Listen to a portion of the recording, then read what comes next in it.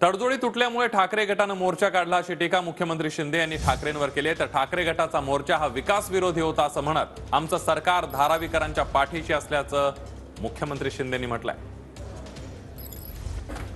पण आता यांना 50 ठोके कमी पडायला लागले म्हणून धारावी आणि मुंबई गिळायला निघाले ते बोके। यांना 50 ठोके आता कमी पडतायत, यांची मस्ती वाढत चालले।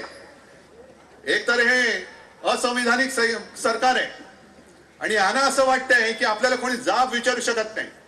जो यापूर्वीचा सॅकलिंग नावाचा मी माहिती घेतली काल, सॅकलिंग नावाचा जो कॉन्ट्रॅक्टर होता त्याचं कॉन्ट्रॅक्ट का रद्द केलं? जर तुम्हाला अदानीला विरोध होता तर सॅकलिंगलाचा विरोध करण्याचं कारण काय? त्यामुळे मला वाटतं काही तडजोडी तुटल्या असतील आणि त्यामुळे हे सगळं घडत असेल। पण सरकार पूर्ण धारावीकरांच्या मागे आहे। धारावीकरांचं जे डेव्हलपमेंट आहे त्याच्यामध्ये कुठल्याही इंडिव्हिज्युअल माणसाचा फायदा होणार नाही, धारावीकरातल्या प्रत्येक माणसाचा फायदा